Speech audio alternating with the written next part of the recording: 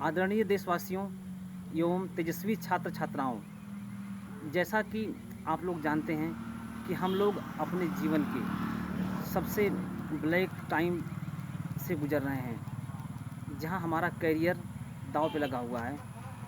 आज हम लोग के जीवन में सर्वत्र अंधेरा व्याप्त हो, चाहे वह किसान हो, मजदूर हो, सरकारी कर्मचारी हो, छात्र हो या व्यापारी हो, कोई भी हो, हर व्यक्ति को भाग्य के भरोसे छोड़ दिया गया है।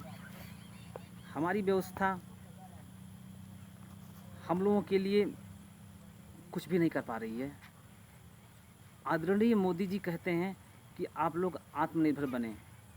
तो दोस्तों, मोदी का कहना सही है कि वह कहते हैं कि आत्मनिर्भर बने, क्योंकि वर्तमान दौर में गवर्नमेंट के पास भारत के भविष्य को सुधारने के लिए कोई बहुआयामी योजना नहीं है। हमारे जो महान नेता हैं वह अत्यंत ही धनी हैं। वो इतने धनी हैं कि वो सिर्फ अपना भला सोचते हैं। उनके पास आम आदमी का कोई दर्द नहीं है। किसान की क्या आवश्यकता है, छात्र की क्या आवश्यकता है, व्यापारी की क्या आवश्यकता है, सरकारी कर्मचारियों की क्या आवश्यकता है, एक मजदूर किस हालत में जीवन यापन करता है, इस बात का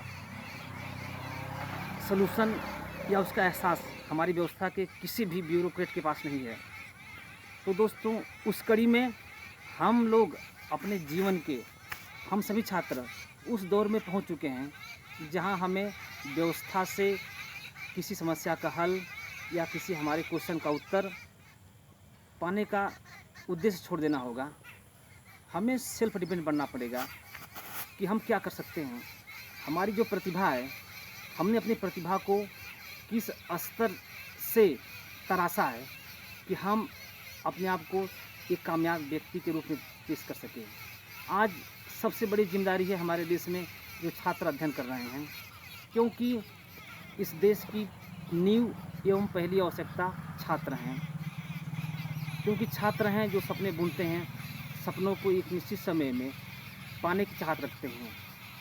एक किसान है, एक मजदूर है, सरकारी कर्मचारी है, व्यापारी है, इनके पास किसी भी काम को करने के लिए असीमित समय होता है।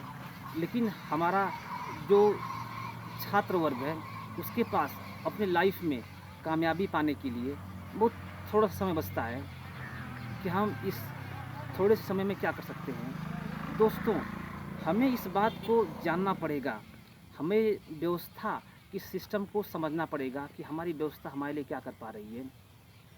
आप किसी भी रूप में बर्बादी के कगार पर खड़े हैं, आपको नौकरी नहीं मिल रही है, आप बीमार हैं तो हॉस्पिटलों में दर दर की ठोकर खानी पड़ती है, जहां आपकी रखी कमाई खत्म हो जाती है। हमें अपने दर्द के बारे में, यो मानवीय दर्द के बारे में सोचना होगा कि हम अपने अर्जित ज्ञान से समाज के लिए क्या कर सकते हैं। दोस्तों, जिस बैनर तले मैं कार्य कर रहा हूँ, हमारी संस्था का नाम है गुरु रविदास पुस्तकालय। मैं अपने पुस्तकालय के माध्यम से देश की गहनतम समस्याओं का गहन अध्ययन, गहन मंथन, गहन चिंतन कर रहा हूँ। देश के जर्रे जर्रे में कहाँ क्या हो रहा है, व्यक्ति किन कष्टों में जी रहा है, मैं सब पे नज़र रखता हूँ और उनके सलूशन में भी विचार करता हूँ। हमारे जो देश के वो व्यक्ति जो सड़कों के किनारे जीवन गुजारते हैं, पहाड़ों की कंदराओं में निवास करते हैं, जहाँ हमारी व्यवस्था का प्रकाश उनके पास तक नहीं पहुँच पाया है, वह आज भी जीर्ण शीर्ण हालत में गुजर रहा है। हमारा जो संविधान कहता है कि हम भारत के लोग भारत को एक संपूर्ण प्रभुत्व संपन्न समाजवादी पंथ निरपेक्ष लोकतंत्रात्मक गणराज्य बनाने के लिए तथा उसके समस्त नागरिकों को सामाजिक, आर्थिक और राजनीतिक न्याय, विचार, अभिव्यक्ति, विश्वास, धर्म एवं उपासना की स्वतंत्रता, प्रतिष्ठा और अवसर की समता प्राप्त कराने के लिए तथा उन सब में व्यक्ति की गरिमा और राष्ट्र की एकता और अखंडता सुनिश्चित करने वाली बंधुता बढ़ाने के लिए दृढ़ संकल्प होकर अपनी इस संविधान सभा में आज तारीख 26 नवंबर 1949 को एतद द्वारा इस संविधान को अंगीकृत, अधिनियमित एवं आत्मर्पित करते हैं। तो दोस्तों, सर्वप्रथम हमें अपने मूल चीज़ को समझना पड़ेगा। जब हमारा संविधान बना, वो संविधान जो हमारे हित के लिए बनाया गया, हमारे सपनों को साकार बनाने के लिए बनाया गया, कि संविधान को बनाने के लिए जितनी बड़ी बड़ी बहसें हुई, संविधान तैयार हुआ। 26 जनवरी 1950 को जब हमारा संविधान लागू हुआ, तो उस संविधान को लागू होने के पश्चात जो संविधान में मानव कल्याणकारी हितों की बात की गई है, आज वह मनुष्य के हित में क्यों नहीं लागू है? हम एक महान देश के नागरिक हैं, जो देश प्राकृतिक रूप से, आर्थिक रूप से, भौगोलिक रूप से जो अत्यंत ही संपन्न है, लेकिन हमारा देश की जो वर्तमान गवर्नमेंट है, जो अब पूर्ववर्ती सरकारें हैं, देश की समस्याओं का कोई अस्थायी समाधान ये लोग नहीं ढूंढ पा रही हैं। तो छात्रों, हमने कहा था कि हमें व्यवस्था से किसी भी प्रकार की उम्मीदों को छोड़ना होगा और हमें इस देश को एक महानतम राष्ट्र की परिकल्पना को साकार करने के लिए आगे आना होगा, जिसकी प्रथम श्रेणी में छात्रों को आगे आना पड़ेगा, क्योंकि छात्र ही वो श्रेणी है, वह संस्था है जो छात्र अध्ययन करते हैं, देश की समस्याओं का ज्ञान उनके पास रहता है। क्योंकि छात्रों का कर्तव्य है कि वह अधिकारियों से मिलें, किसान से मिलें, मजदूर से मिलें, व्यापारी से मिलें, कि हम एक महानतम राष्ट्र की परिकल्पना साकार कैसे कर सकते हैं। मेरे दोस्तों, हमारी जो डेमोक्रेसी है, हमारी डेमोक्रेसी किस प्रकार की होनी चाहिए कि हमें किसी भी व्यक्ति को कार्य को लेकर भटकना न पड़े। वह कोई भी व्यक्ति हो, उसको इस देश में अपनी प्रतिभा के अनुरूप कार्य मिलना चाहिए। व्यक्ति पढ़ा लिखा हो या साधारण हो या अनपढ़ हो, उसको उसके मन लायक काम मिलना चाहिए। हमारे आदरणीय नेता कहते हैं कि हम किसी को नौकरी देने की स्थिति में नहीं है, आप लोग पकौड़ी बेचिए या कोई बिजनेस कर लीजिए, सरकार के पास नौकरी का कोई साधन नहीं है या सरकार नौकरी नहीं दे सकती।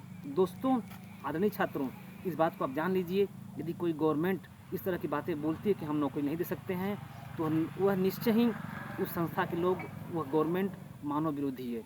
वह सरकार मानव के दर्दों का उसे कोई एहसास नहीं है कि हम किसी मानव के दर्द को किस प्रकार दूर करें। हम एक विशाल मुल्क के मालिक हैं, हम सब इस देश के मालिक हैं। मेरा कर्तव्य है कि अब हमें सारे छात्रों को मैदान में आना पड़ेगा इस देश की व्यवस्था को बदलने के लिए।